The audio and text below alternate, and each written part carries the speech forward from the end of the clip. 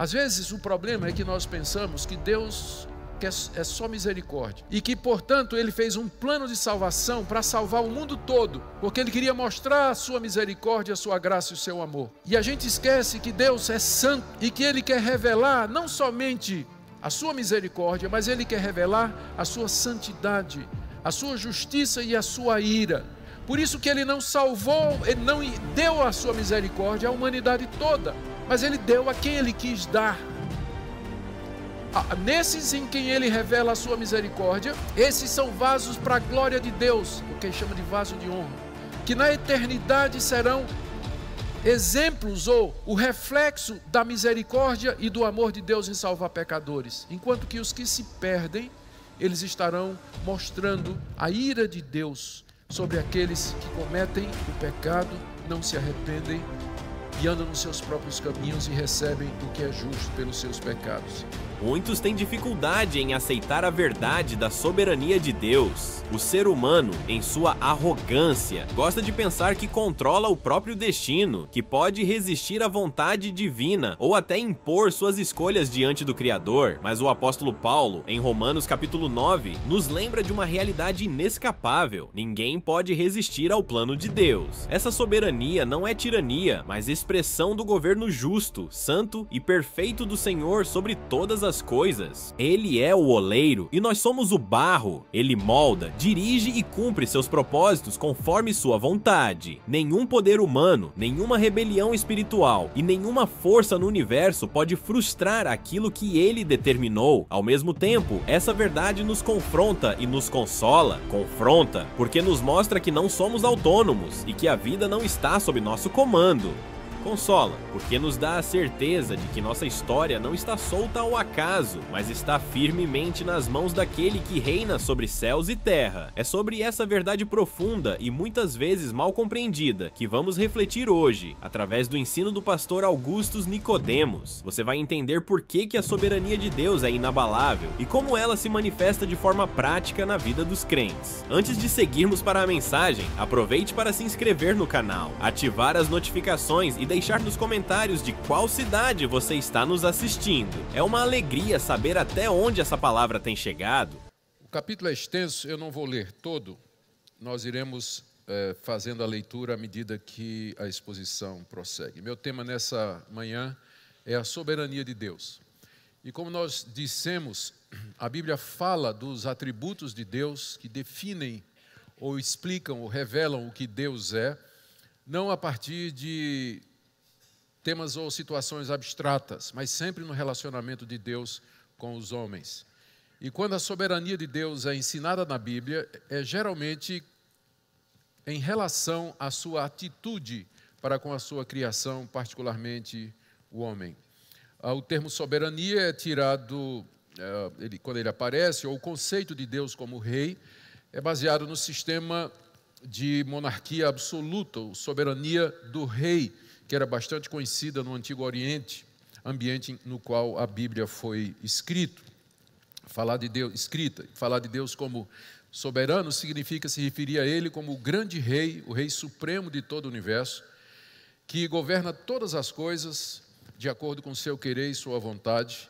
Nada escapa à sua vontade, à sua determinação, o seu querer. E Ele faz conforme lhe apraz e Ele não presta explicações aos seus súditos, a não ser por deferência, por graça, se Ele quiser fazer isso. E um dos capítulos onde essa soberania é mais explicitamente vista é exatamente esse capítulo 9 da carta que Paulo escreve aos Romanos, onde ele trata desse assunto à luz da questão se Deus havia abandonado a nação de Israel. Deixe-me dar um pouquinho do pano de fundo para que então nós possamos entrar na carta. Um dos alvos de Paulo escrever essa carta com o propósito de explicar o evangelho que ele prega à igreja de Roma, porque ele queria angariar o apoio dos romanos para a sua empreitada missionária no norte, mais basicamente no noroeste, olhando o mapa, lá para a região da Espanha. Paulo já tinha pregado cerca de 15 anos na região do Mediterrâneo, feito, ao que a gente sabe, pelo menos 3 viagens missionárias. Ele olhava para trás agora, não tinha mais campo de atividade. Em todas as grandes províncias do Império Romano ele havia plantado igrejas, e ele coloca os olhos na Espanha, onde Cristo não havia sido ainda anunciado. Ele quer pregar o Evangelho na Espanha, mas ele precisa de apoio. E bem no caminho para a Espanha está a igreja de Roma, que não foi fundada por ele, embora houvesse na igreja muita gente que o conhecesse.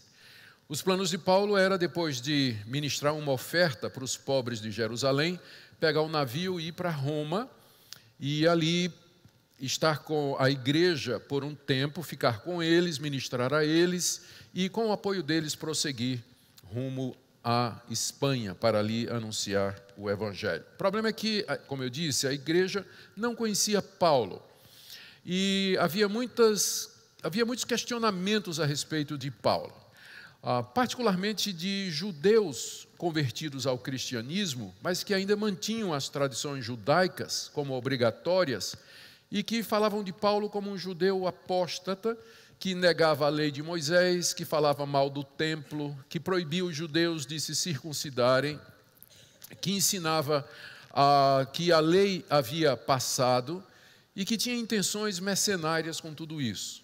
Paulo não era um verdadeiro apóstolo, era um apóstolo meia boca, porque ele surge depois dos 12, e ele tinha intenções que não eram intenções reais. Por onde Paulo passava, havia esse tipo de insinuações e maledicências contra a sua pessoa e o seu ministério, por isso ele se vê obrigado a defender-se em várias das suas cartas. Mas em Roma, ele sabe que a situação vai ser difícil quando ele chegar lá, porque boa parte da igreja de Roma era feita de judeus, havia uma grande comunidade judaica em Roma, e boa parte desses judeus haviam se convertido ao Messias, Jesus Cristo, e eles tinham essas perguntas a respeito de Paulo. Então, preparando a sua chegada em Roma, Paulo escreve essa carta aqui. Essa carta é de um missionário que explica o que ele vai pregar e pede o apoio da igreja para a sua missão. E, obviamente, então, ao expor o evangelho que ele prega entre os gentios e judeus, Paulo tem que fazer isso à luz das questões que ele sabe que vai encontrar lá, levantadas pelos judeus. É por isso que a carta aos Romanos é cheia de referências à lei, cita os principais personagens da história de Israel, como Abraão e Davi, trata da questão da circuncisão, e dos capítulos 9 a 11, Paulo responde uma questão em particular. Qual é, então, o lugar da nação de Israel nos planos de Deus? Uma vez que os judeus em massa rejeitaram a pregação do Evangelho e a ideia de que Jesus Cristo de Nazaré é o Messias esperado. A rejeição de Israel quanto à pregação do Evangelho era um fato. Não foram muitos os judeus que se converteram ao Evangelho no início do século, na pregação do Evangelho no século I. Isso particularmente era uma coisa que afligia muito o apóstolo Paulo, porque era levantado pelos seus adversários. Paulo, se você é de Deus, e se o Evangelho é de Deus, e se Jesus Cristo é o Messias prometido por Deus, por que é que o povo de Deus, que é Israel, não o reconheceu? Por que é que Israel rejeitou a mensagem? Será que Deus abandonou Israel? Será que as promessas que Deus tinha feito à nação de Israel, elas foram quebradas? Deus voltou atrás em sua palavra? É isso que Paulo responde no capítulo 9. Como é que fica a situação de Israel? Por que os judeus rejeitaram o Evangelho? E a objeção, então, de que Deus não teria cumprido a sua palavra e as promessas que havia feito à nação de Israel. Então é isso que nós vamos ver aqui. Nós vamos ver, em primeiro lugar, Paulo faz uma declaração do que ele sente por aquilo, né? Quais são os sentimentos de Paulo diante da rejeição dos judeus? Está aí nos versos de 1 a 5, está aí no verso 1. Depois ele vai explicar que Deus, de 1 a 5, perdão, depois ele vai dizer que Deus realmente não rejeitou Israel e vai apresentar um conceito que está no Antigo Testamento, mas que não estava sendo levado em consideração, que é o do remanescente fiel. Quem é o verdadeiro israelita? Está aí do verso 6 até o verso 13. Depois ele responde duas objeções. Primeiro, ele responde que Deus não foi injusto ao escolher um Israel dentro de Israel, verso 14 a 18. E a segunda objeção é que Deus é soberano e ele age de acordo como ele quer, do verso 19 até o verso 23. terminando com o conceito do remanescente fiel, do verso 24 até o verso 29. Como eu disse, ele vai tratar essa questão da soberania de Deus à luz dessas questões. Então, em primeiro lugar, o sentimento de Paulo pelo seu povo que havia rejeitado tão veementemente a sua mensagem, verso 1 a 5. Digo a verdade em Cristo, não minto, testemunhando comigo no Espírito Santo a minha própria consciência.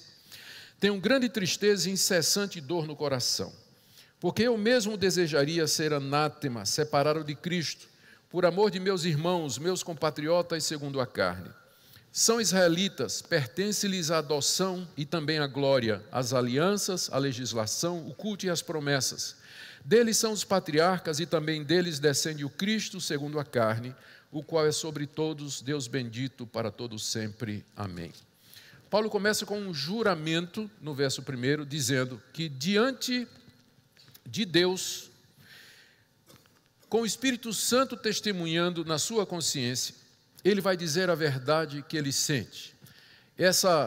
Esse juramento, porque é um juramento aqui, de que ele vai dizer a verdade, ele apela a Deus como testemunha e ao Espírito Santo que testifica na sua consciência, ele sente que é necessário fazer isso porque dificilmente os judeus de Roma acreditariam no que ele está dizendo. Porque o que ele vai dizer é que ele ama a nação de Israel. Eu digo a verdade em Cristo, não minto, testemunhando comigo no Espírito Santo a minha própria consciência. E o que é então que ele sente? Verso 2, eu tenho grande tristeza e incessante dor no coração. A rejeição de Israel provocava em Paulo aquilo que ele chama de uma tristeza grande e uma dor que não parava no seu coração. Essa frase, essa expressão é tão forte que alguns estudiosos acham que esse é o espinho na carne de Paulo, que ele menciona na segunda carta aos Coríntios, capítulo 12, um mensageiro de Satanás que o esbofeteava, que o afligia, que o humilhava. O que poderia ser?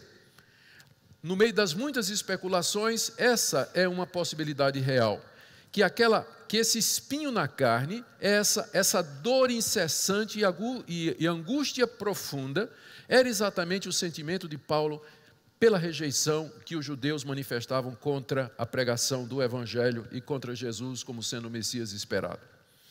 E Paulo sentia essa dor, no verso 3, porque ele amava os seus patrícios, ele amava os judeus, ele diz, por amor aos meus irmãos, meus compatriotas segundo a carne, é assim que ele se refere aos judeus, a ponto dele dizer que ele gostaria de ser, no verso 3, anátema.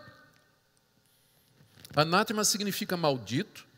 Ele está dizendo, se fosse possível, eu me ofereceria para ser amaldiçoado por Deus em vez desses judeus incrédulos, porque é isso que vai acontecer com eles. Se o judeu não quer, qualquer judeu ou qualquer pessoa que não crer no Senhor Jesus como seu Senhor e Salvador, ele está debaixo da maldição de Deus. Paulo diz, eu gostaria de ser amaldiçoado no lugar dos judeus, tal o amor que eu sinto por eles.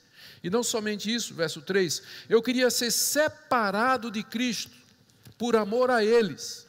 Eu queria que, em vez deles serem separados de Cristo e, portanto, separados da salvação e da vida eterna, que Deus me tomasse no lugar deles e que eu fosse para o inferno no lugar dos judeus. Você já imaginou isso? Daí você pode medir a dor e o sofrimento de Paulo e a intensidade com a qual ele amava o povo de Israel. Aqui ele está lembrando Moisés, lá no Antigo Testamento, numa certa ocasião em que Deus diz, Moisés, sai da frente que eu vou destruir esse povo. E Moisés fica na frente de Deus e diz, se o Senhor vai fazer isso, então o Senhor perdoe esse povo, então risca meu nome do livro da vida. Paulo está mais ou menos fazendo o que Moisés tinha feito no Antigo Testamento, dizendo, se for possível, Deus, o Senhor me manda para o inferno no lugar dessa nação. Está o amor e a compaixão que eu sinto por eles. E isso nasce de uma consciência que Paulo tem dos privilégios que os judeus tiveram, que ele nomeia a partir do verso 4, 9 privilégios. Eles são israelitas, são filhos de Israel, de Jacó, a quem o Senhor fez as promessas. A eles pertence a adoção. O Senhor adotou a nação de Israel. No meio de todas as outras nações, soberanamente o Senhor escolheu Israel de entre todos os povos. A eles pertence a glória. Foi a essa nação que o Senhor revelou a sua glória. Quem é o Senhor? O brilho do teu ser. Foi a esse povo que o Senhor fez as alianças, na verdade é uma aliança só, que foi administrada em diversos períodos. Tem a aliança feita com Abraão, a aliança feita antes com Noé, depois com Abraão, depois a aliança com Davi. É uma aliança só, mas que foi trabalhada em diversos períodos, por isso o plural aqui. Deus fez a aliança dividida ou expressa em alianças com a nação de Israel. Deus não fez aliança com nenhum outro povo. Deles é a legislação, a lei de Moisés, que expressa o caráter santo de Deus, a vontade de Deus. Os 10 mandamentos foram dados à nação de Israel e a nenhum outro povo. O culto foi dado a Israel, de que maneira Deus deve ser adorado, de que forma nós podemos nos apresentar a Deus e servi-lo. Isso foi revelado aos judeus.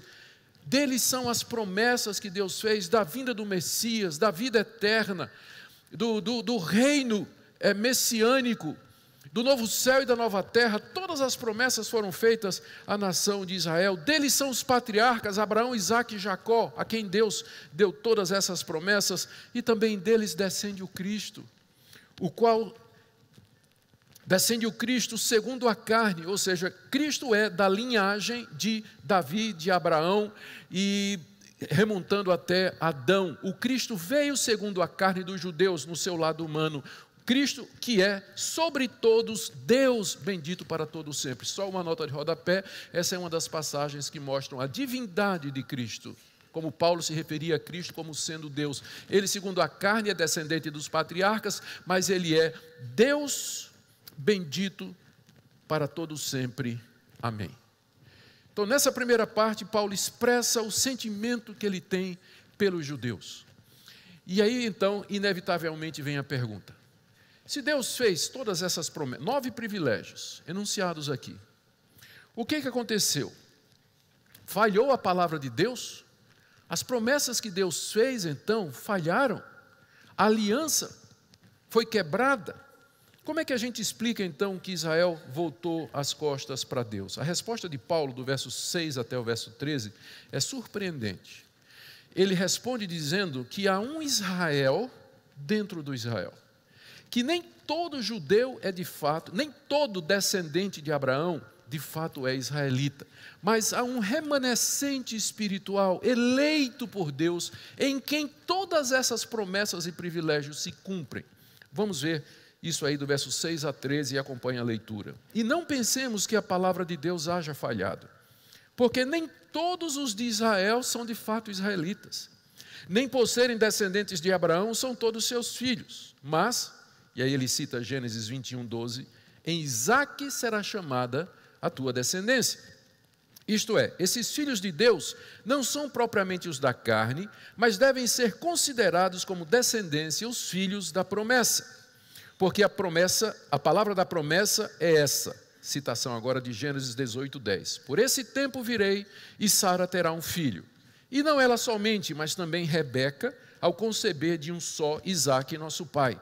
E ainda não eram os gêmeos nascidos, nem tinham praticado o bem ou o mal, para que o propósito de Deus quanto à eleição prevalecesse, não por obras, mas por aquele que chama.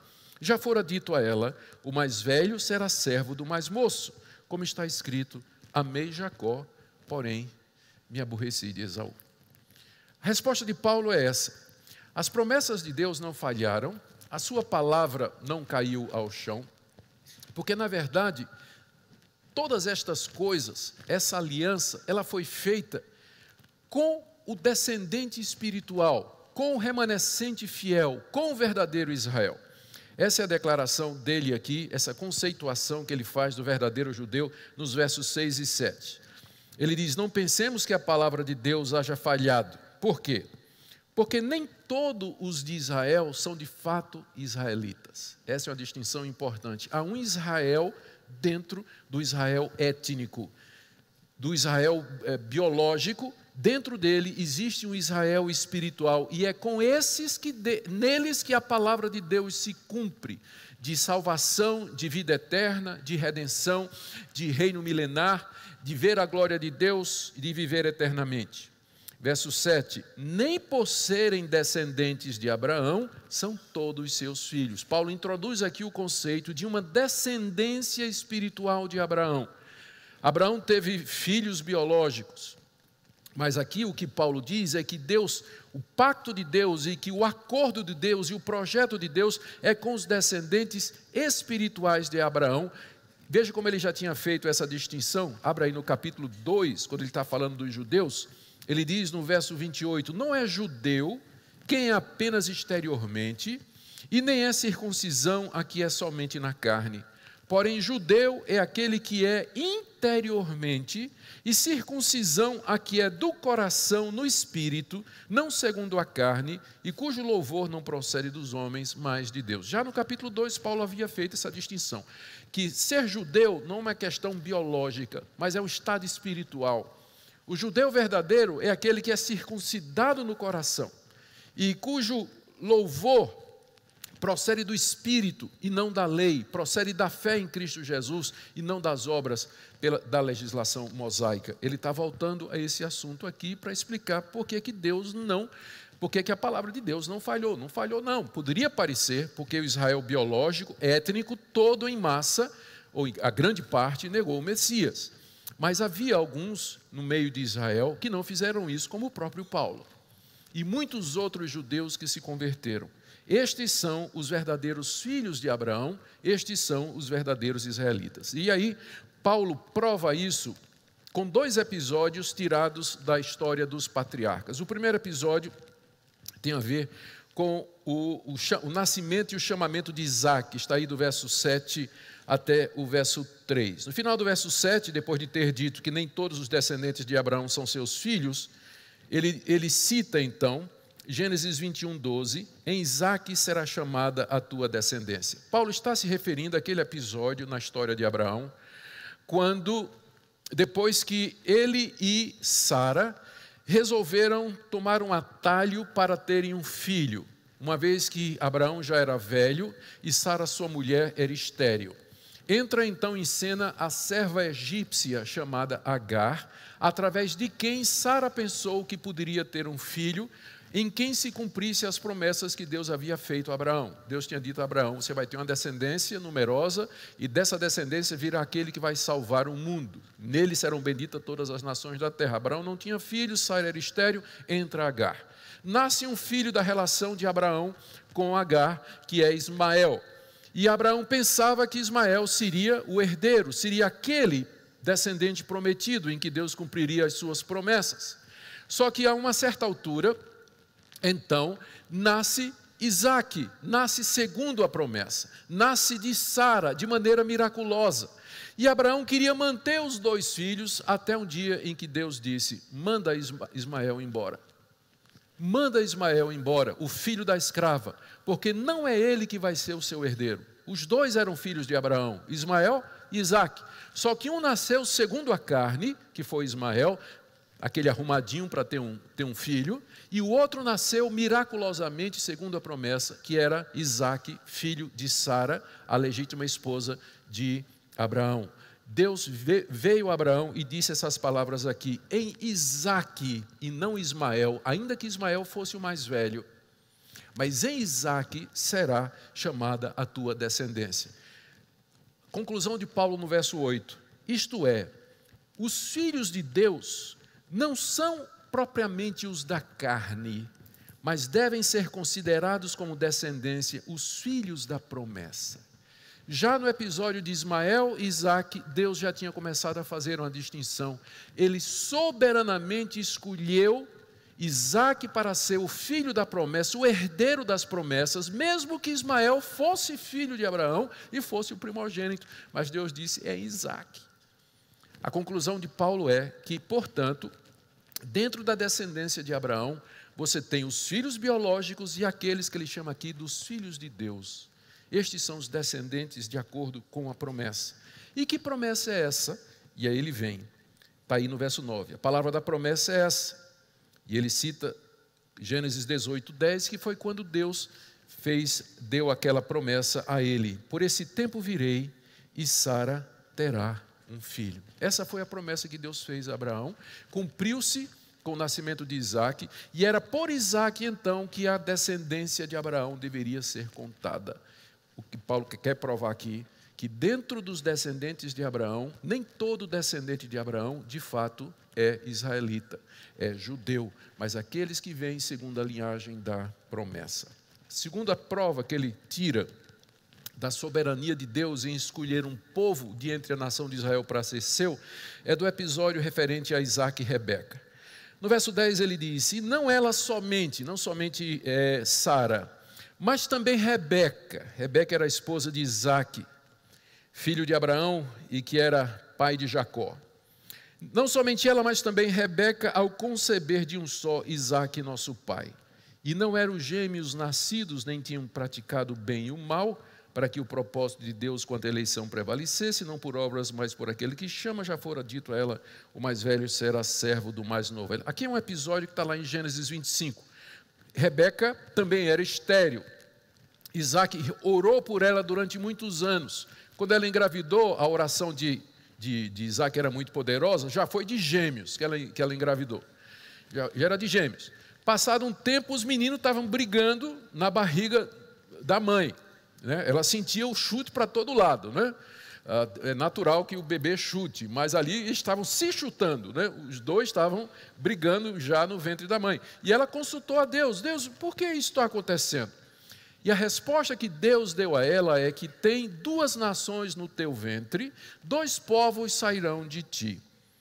O mais velho será servo do mais moço. Gênesis 25, 23. Tinha 2 meninos, estavam lutando na barriga da mãe, e antes de saírem, e Paulo diz aqui, não eram gêmeos nascidos, nem tinham praticado o bem e o mal, Deus já tinha escolhido Jacó para ser aquele através de quem a linhagem, a descendência haveria de vir. E Paulo explica por que Deus fez isso. Veja só a explicação no verso 11. Para que o propósito de Deus quanto à eleição prevalecesse, não por obras, mas por aquele que chama, para que ficasse claro que pertencer a essa descendência, pertencer ao verdadeiro Israel, não é uma questão de obras, de você fazer aquilo que a lei manda, mas é uma questão da eleição de Deus, do propósito de Deus, do chamado de Deus, ou da predestinação, se você quiser usar esse nome, que é um pouco mais carregado. A escolha de Deus já foi feita antes deles terem praticado o bem e o mal, para ficar claro que é baseado no chamado soberano de Deus e não na prática do bem ou do mal. E aí, para reforçar, ele cita uma passagem logo no início do profeta Malaquias, quando a nação de Israel está perguntando a Deus: qual é a prova que o Senhor nos dá de que o Senhor nos ama? O livro de Malaquias começa assim, Deus dizendo a Israel: eu amei vocês. E o povo responde de maneira cínica: como assim o Senhor nos amou? Estamos cercados de inimigos, estamos passando por uma situação financeira difícil. Resposta de Deus: eu amei vocês porque eu amei Jacó, porém me aborreci de Esaú. E vocês são os descendentes de Jacó. Os descendentes de Esaú eu rejeitei. Deus amou a Jacó, porém se aborreceu de Esaú, quando as crianças não tinham ainda nascido, nem praticado o bem e o mal. Parece injusto, não é? É exatamente essa a reação que Paulo imagina que os leitores vão ter. Mas isso é injustiça. Deus eleger, Deus predestinar, Deus escolher para si o seu povo, isso não é baseado no mérito das pessoas, na escolha das pessoas, na atitude das pessoas. Deus faz isso de maneira, como se fosse um capricho dele, de maneira arbitrária. Será que isso não é injusto da parte de Deus? Paulo antecipa que alguém vai dizer essa questão do verso 14 até o verso 18. Que diremos, pois, a injustiça da parte de Deus? De modo nenhum. Pois ele diz a Moisés: terei misericórdia de quem me aprover ter misericórdia, e compadecer-me-ei de quem me aprover ter compaixão. Assim, pois, não depende de quem quer ou de quem corre, mas de usar Deus a sua misericórdia. Porque a Escritura diz a Faraó: para isso mesmo te levantei, para mostrar em ti o meu poder, e para que meu nome seja anunciado por toda a terra. Logo, ele tem misericórdia de quem quer e também endurece a quem lhe apraz. Essa altura, é claro, você deve estar imaginando, mas aqui Paulo não está falando da escolha de nações. Essa geralmente é uma interpretação que se dá para evitar a implicação óbvia do texto de que a eleição aqui é de indivíduos que pertencem a essa descendência, que são os eleitos de Deus, os filhos de Deus. É claro que numa certa altura há aqui a questão da nação, porque ao escolher Jacó e rejeitar Esaú, então ali houve a separação de dois povos. Os edomitas, que são os descendentes de Esaú, se tornaram inimigos dos descendentes de Jacó, que são os israelitas. Só que nações são compostas de indivíduos. Você não vai resolver o problema dizendo que a eleição aqui é de nações. Você apenas está adiando um passo, porque está levando a discussão apenas um passo mais adiante. Por quê? Porque a nação é composta de quê? Ela é composta de indivíduos. Eleger uma nação significa eleger indivíduos. E que Deus está falando de indivíduos aqui é claro, quando ele cita, por exemplo, o caso de Faraó, que Deus endureceu e a quem ele não mostrou misericórdia, quando também chama Isaac, em vez de chamar Ismael. Mas aqui Paulo, vamos voltar ao texto, Paulo aqui está antecipando a objeção óbvia, né, que passa na cabeça de todo mundo, mas é extremamente injusto isso, Deus eleger e Deus escolher, e que não seja com base no merecimento, na escolha, na decisão de alguém. Paulo parece que está ouvindo o judeu lá, quando a carta está sendo lida, né, lá em Roma, um judeu pede a palavra e diz, mas isso aí é injusto, ou mesmo um gentil, né, porque tem muita gente que fica complicado com isso, né, grilado com isso. Objeção, isso aí faz de Deus injusto. Resposta de Paulo, de modo nenhum. E ele responde citando 2 episódios do Antigo Testamento para mostrar, e agora aqui ele começa a entrar realmente na soberania de Deus. Não há injustiça em Deus porque Deus é soberano. Deus dá misericórdia a quem Ele quer. Ele não tem a obrigação de dar a sua misericórdia, seu perdão e sua salvação a ninguém. Se Deus deixasse a raça humana toda, todos os descendentes de Abraão, irem para o inferno, Ele seria mais do que justo, porque eles vão por conta dos seus próprios pecados e dos seus próprios erros. A resposta de Paulo para a alegação de que Deus é injusto é a soberania de Deus, Deus como soberano Senhor do universo.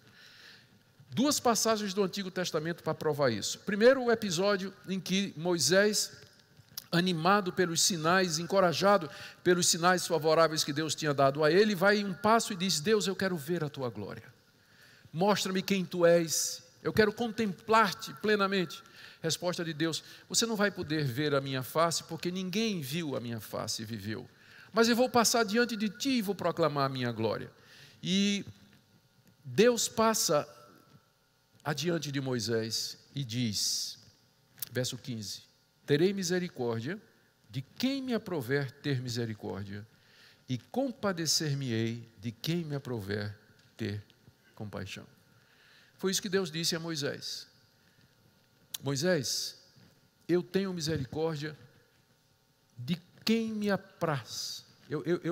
De quem eu me aprouver ter misericórdia, eu usarei de misericórdia. Misericórdia é tratar com compaixão alguém que merece ser condenado, alguém que merece ser castigado pelas suas próprias culpas, é não levar em consideração, é perdoar, acolher e receber alguém que não merece. Essa é a misericórdia de Deus revelada em Cristo Jesus. E ele disse a Moisés, eu estendo essa misericórdia a quem eu quero.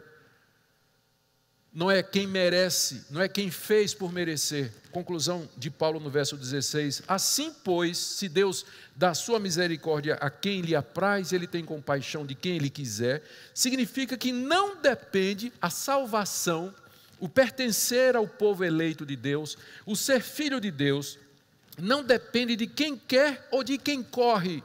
Ou seja, não é resultado do esforço humano. Não é correndo atrás pelo seu esforço que você vai querer, o que você vai conseguir. Não é pelo seu intenso desejo que você vai conseguir. Aliás, na verdade, você tem que correr e você tem que querer para ser salvo. Só que isso não é fruto de você mesmo, mas já é resultado da misericórdia de Deus. O que Paulo está dizendo aqui é que o pertencimento ao povo eleito de Deus, pertencer ao remanescente fiel, aqueles em quem as promessas de Deus se cumprem, Isso não é uma questão de obras, de mérito humano, de merecimento, mas é uma questão da misericórdia de Deus, que Ele dá a quem Ele deseja. Não depende de quem quer ou de quem corre, mas de Deus exercer a sua misericórdia. Se Deus executar a sua misericórdia, se Ele dispensar a sua misericórdia, então a pessoa que é alvo dessa misericórdia, ela vai crer no Senhor Jesus, ela vai se arrepender dos seus pecados, ela vai abraçar-se com esse grande Rei e servi-lo integralmente e fielmente. Aí Paulo cita mais uma prova tirada do Antigo Testamento, dessa feita, está em Êxodo capítulo 9, verso 16. Na 7ª praga, quando Deus anunciou a 7ª praga, através de Moisés, a Faraó, Deus disse a Faraó as seguintes palavras: para isso mesmo te levantei, estou lendo o verso 17.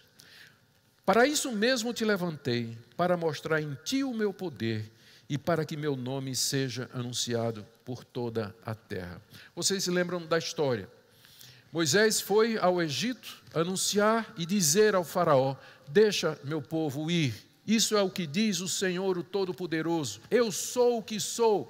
Ele é o nosso Deus, Yahweh. Ele nos encontrou. Ele quer que nós o cultuemos no deserto. Deixa meu povo ir. O faraó endureceu o coração. Não conheço esse Deus. Vocês não vão sair daqui não. Vocês são meus escravos. Já estão aqui há 430 anos. Vocês não vão embora. E aí começa a saga das pragas, uma após outra. E a cada praga que acontecia, diz o texto, que Faraó via aquilo e endurecia o seu coração. E aí, logo em seguida, o texto diz: Deus endureceu o coração de Faraó para que não deixasse o povo ir. É claro que aqui há uma combinação da soberania de Deus juntamente com a responsabilidade humana.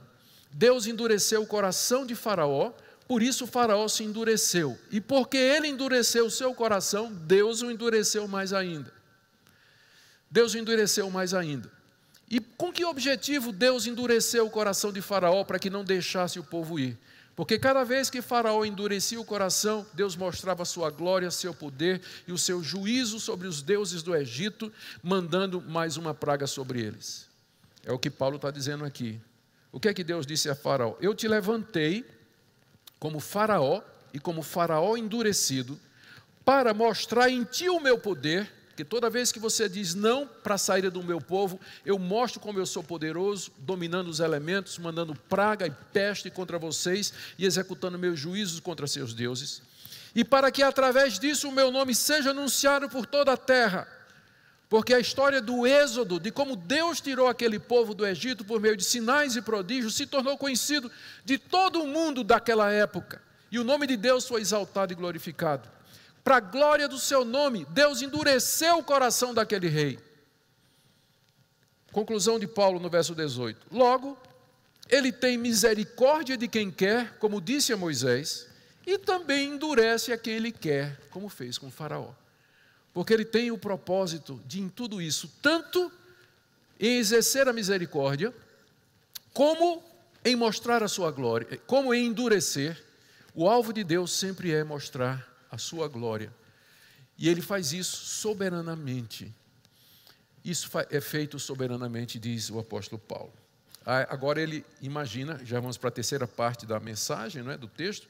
Agora ele imagina uma terceira objeção. Bem, se é assim, se Deus faz o que Ele quer, se Ele mostra misericórdia a quem Ele quer e Ele endurece a quem quer, por que Ele fica então se queixando?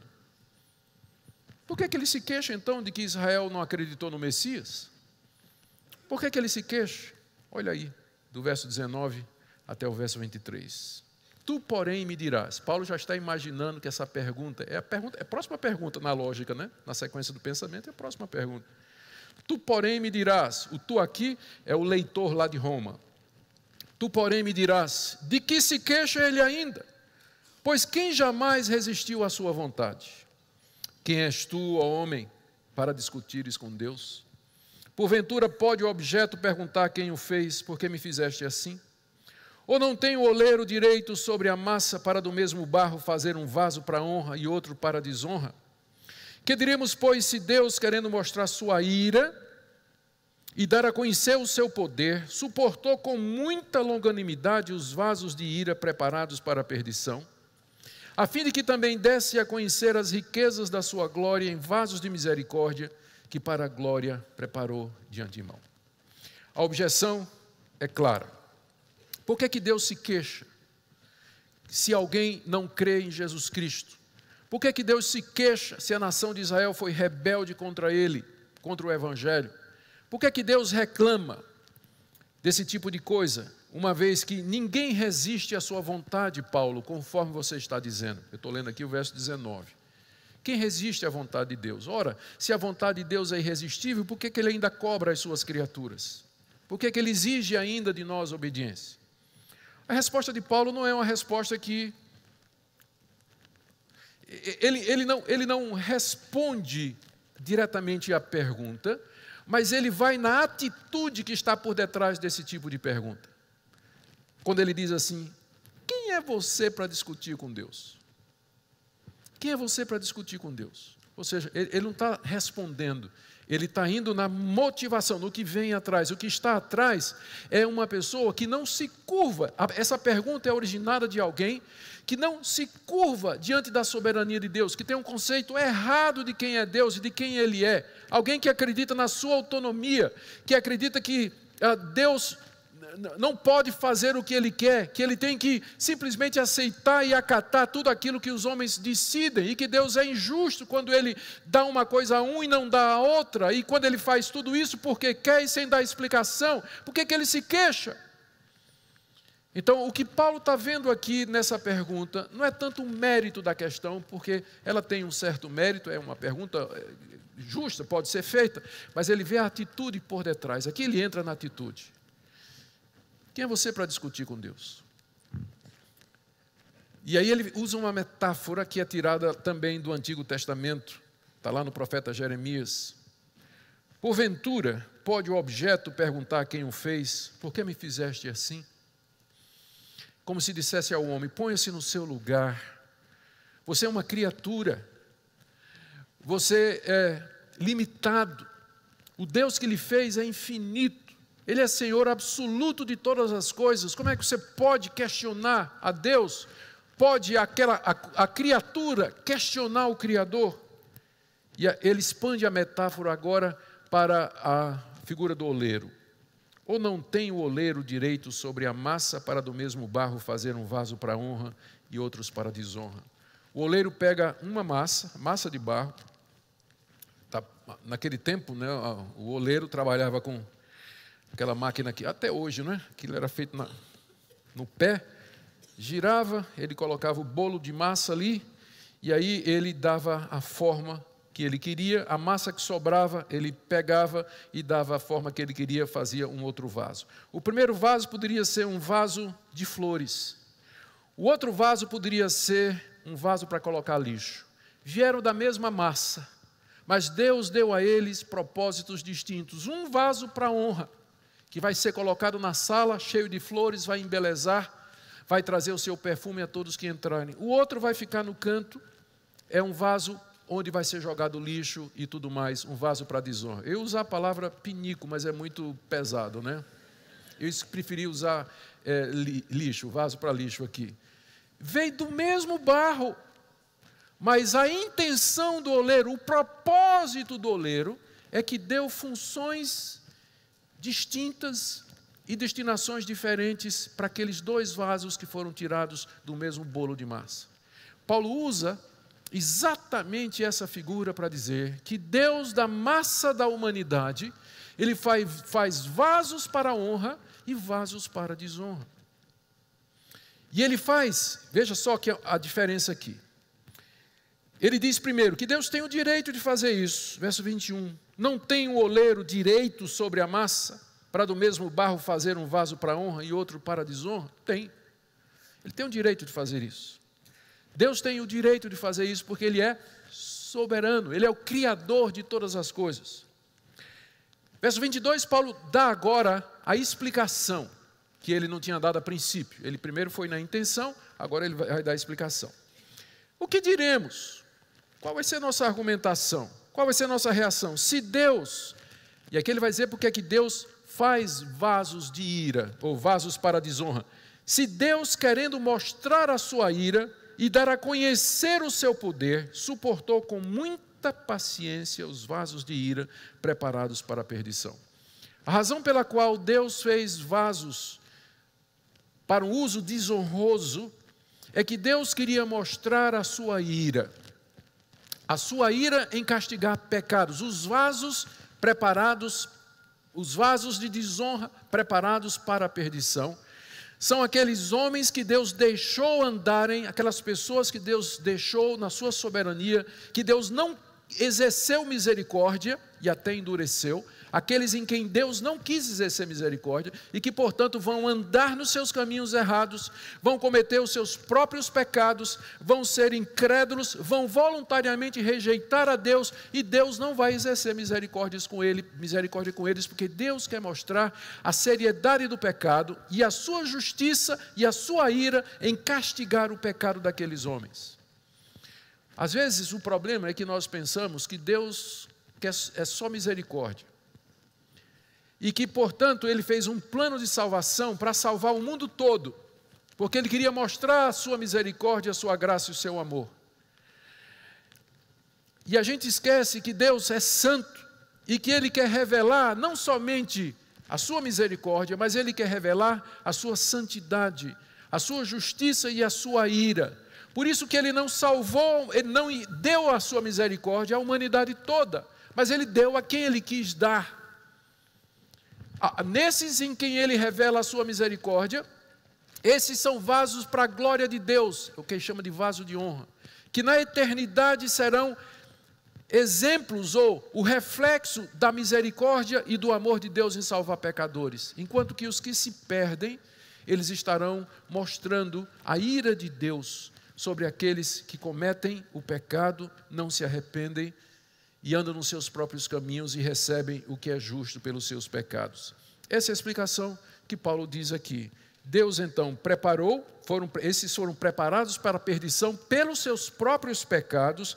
Deus os suporta com muita paciência para não destruí-los logo aqui e agora, enquanto que os outros, nos quais Deus a conhecer as riquezas da sua glória, são vasos de misericórdia que Deus preparou para a glória de antemão. De antemão. Essa é a resposta de Paulo. Vamos seguir a sequência. Deus abandonou Israel. A palavra de Deus falhou. Resposta de Paulo, não, porque o pacto de Deus, a aliança com Deus, não são com os descendentes biológicos da nação de Israel, mas é com o descendente espiritual, é com o remanescente fiel. Esse é que são os verdadeiros filhos de Abraão, filhos de Isaac e de Jacó. É com estes que Deus vai manter a sua palavra, e que tudo que Deus prometeu, Deus vai dar mais a eles. Mas Deus então é injusto, porque da descendência de Abraão, Ele escolheu Isaac, Ele escolheu Jacó, e deixou de lado Ismael e deixou de lado Esaú. Resposta de Paulo, não, Deus não é injusto, porque Ele é soberano, Ele exerce a sua misericórdia com quem Ele quer, e Ele endurece a quem quer. Mas então por que Deus está reclamando? Por que você está perguntando isso? Você não está vendo o seu lugar, não? Você é criatura, Ele é criador. Deus tem o direito de fazer o que Ele quiser. E Ele quis mostrar a sua glória. Por isso que Ele fez tudo o que há. Por isso que existe alguma coisa em vez de nada. Deus fez tudo para a sua glória. E essa glória é mostrada na sua santidade, na ira e no castigo do pecado. E mostrada na sua misericórdia, na salvação de pecadores como vocês e como eu.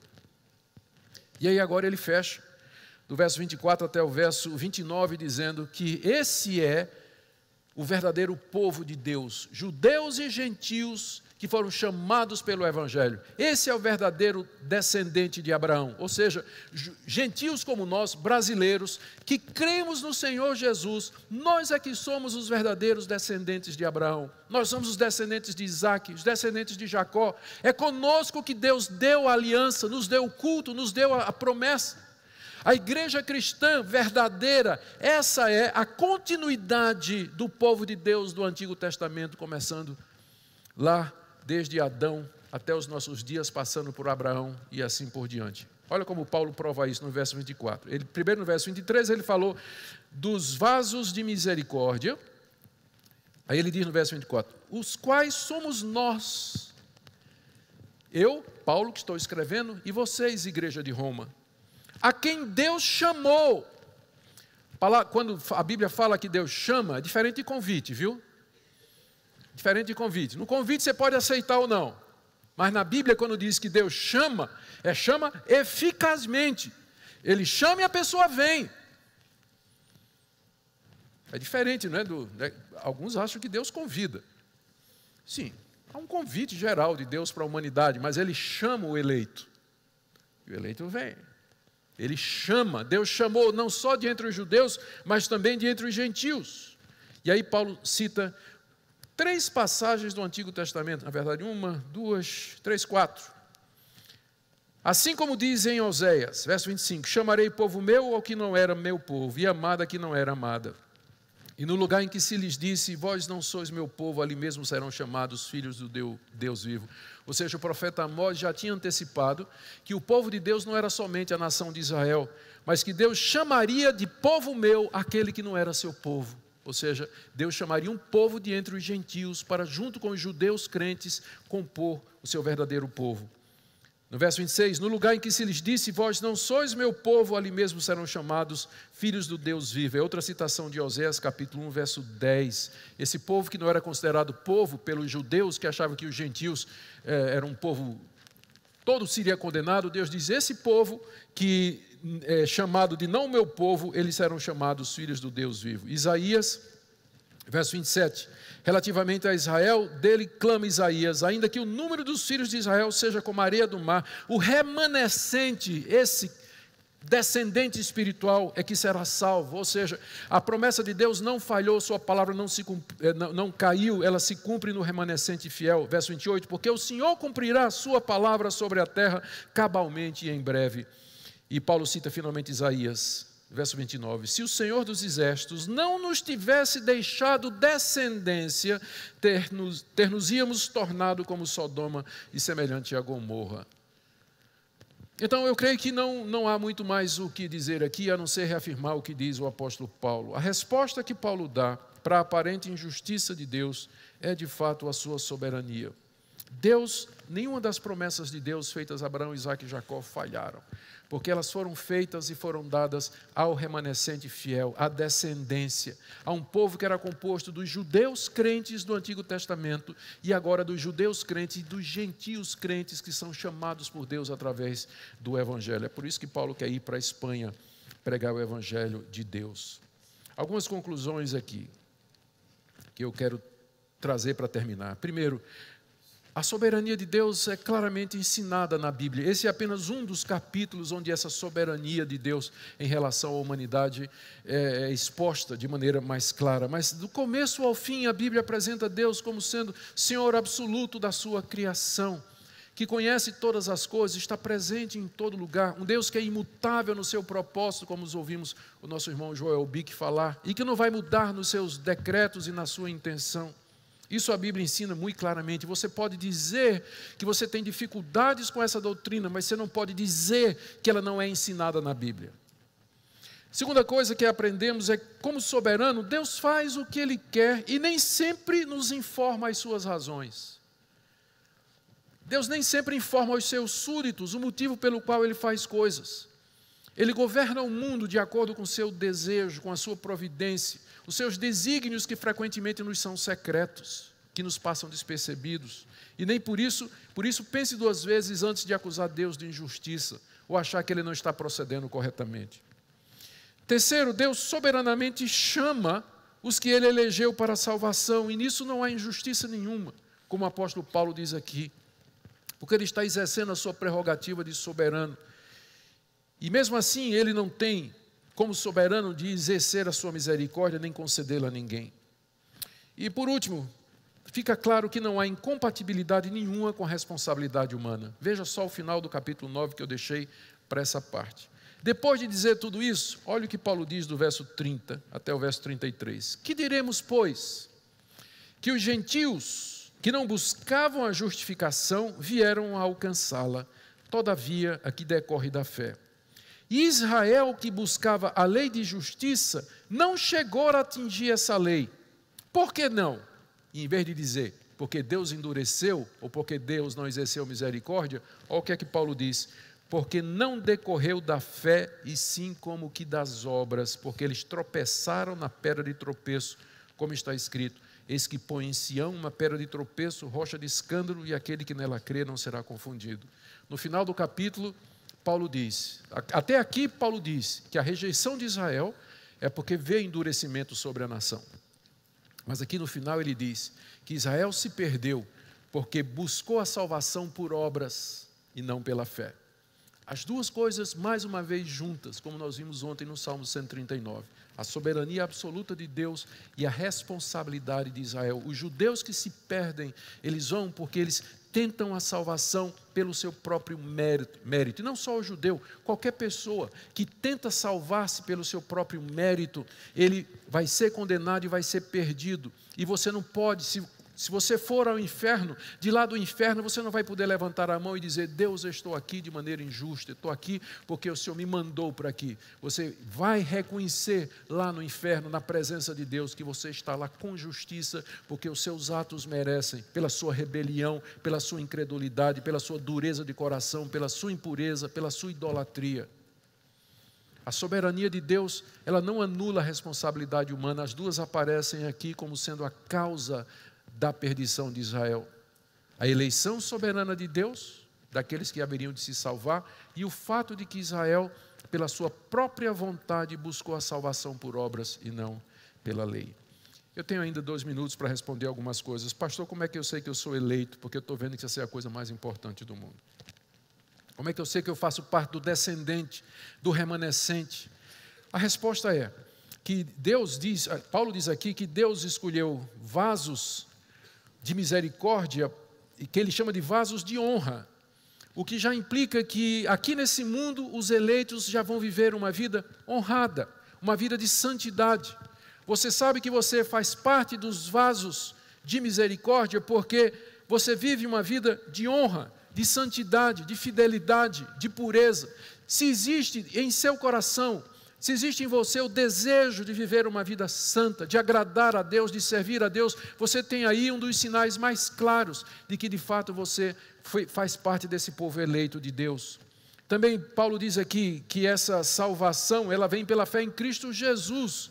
A misericórdia de Deus se revela em que Ele nos concede isso, que nós creiamos no Seu Filho Jesus Cristo. Se você consegue crer no Senhor Jesus como seu único e suficiente Salvador, eis aí a prova da eleição. Pastor, mas por que orar então pelo meu amigo, pela minha amiga, pelo meu namorado, pela minha namorada, que eu não sei se ele é eleito? Eu não ia dizer filho, porque só tem gente aqui, tem um bocado de gente com filho aqui, com certeza, né? Como é que eu vou orar pelo meu filho, se eu não sei se ele é eleito? É a mesma resposta que a gente dá para a pergunta, por que pregar, se eu não sei quem é eleito? Eu não sei, mas Deus sabe. E as suas orações e a sua pregação, o seu testemunho, o seu compartilhar são usados por Deus para chamar eficazmente os eleitos. Por isso, não pare de orar pelo seu amigo, não pare de orar pelo seu filho, pelos seus pais e de testemunhar a eles, porque Deus vai chamá-los através do Evangelho. Por último, pastor, e se alguém que não foi eleito, ele quiser ser salvo? A figura que imagina é essa, a pessoa chega no céu e diz, eu quero entrar. Aí São Pedro está lá com o laptop, né? E diz assim, como é teu nome? Zé da Silva. Abre o arquivo, teu nome não está listado aqui não, na lista dos predestinados. Não, mas eu creio em Jesus Cristo. Eu quero ser salvo. Sim, meu filho, mas você não foi predestinado. Você não está na lista dos escolhidos. Essa situação nunca vai acontecer. Sabe por quê? Porque se Deus não exercer misericórdia, você nunca vai querer. Você não vai ter vontade, você não vai ter prazer, você não vai ter interesse. Você vai querer são as coisas do mundo, viver para você, se satisfazer, gozar a vida. É isso que você vai querer fazer. Se Deus não tiver misericórdia de você, você não vai amar a Jesus, você não vai entender o Evangelho, você não vai se arrepender dos seus pecados e você não vai mudar de vida. A soberania de Deus é a nosso favor e não contra. Arrependa-se, portanto, hoje e creia no Senhor Jesus de todo o seu coração e viva para Ele. Amém. Oremos. Ó soberano Deus, gracioso, misericordioso, justo e bom, nós nos curvamos diante de Ti, diante da Tua majestade. Quem somos nós para compreender, questionar os Teus caminhos e os Teus procedimentos? Eu oro por aqueles jovens que aqui nesta manhã estão lutando para tentar entender, fazer sentido disso que a Tua palavra revela. Como viver debaixo desse Deus tão amplo, infinito, que justamente, misericordiosamente, retamente administra a nossa vida e todas as coisas. Nos ajuda a entender e viver para a Tua glória. É o que nós te pedimos por amor de Jesus. Amém.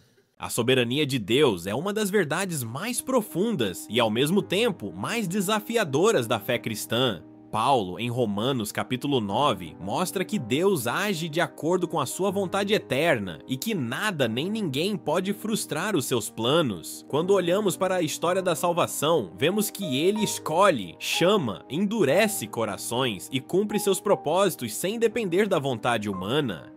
Isso revela que Deus não está limitado às nossas escolhas, mas que nossas escolhas fazem parte de um plano maior que Ele já estabeleceu. Para alguns, essa verdade soa dura, porque confronta o orgulho humano. Somos tentados a acreditar que temos o controle de tudo, mas a Bíblia nos lembra de que somos criaturas e não criadores. O Senhor é o oleiro e nós somos apenas o barro. Essa soberania, no entanto, não deve ser motivo de medo, mas de descanso. Saber que Deus governa o mundo, a história e até os detalhes da nossa vida é a certeza de que nada acontece por acaso. Até mesmo os sofrimentos, lutas e provações estão debaixo do controle do Senhor. Ele usa todas as coisas para o bem daqueles que o amam, mesmo quando não conseguimos compreender. A soberania de Deus também nos chama à humildade. Não temos o direito de questionar o Criador, mas sim de nos render diante dele, reconhecendo que sua sabedoria é infinita e que seus caminhos são mais altos do que os nossos. Ao mesmo tempo, ela nos impulsiona à adoração. O Deus que governa todas as coisas é também o Deus que enviou seu Filho para nos salvar. Ele não apenas manda, mas também ama. Não apenas reina, mas também se compadece. Essa verdade deve moldar nossa fé diária. Quando enfrentamos incertezas, podemos lembrar: nada foge ao controle de Deus. Quando somos tentados a achar que tudo depende de nós, devemos lembrar: tudo depende dele. E assim a soberania de Deus não nos paralisa, mas nos dá coragem. Ela nos lembra que nossa vida está nas mãos seguras daquele que governa com justiça, graça e poder. Por isso, diante das dúvidas e das lutas, descansemos nessa verdade. Ninguém resiste à soberania de Deus. Ele reina e seu propósito sempre prevalecerá.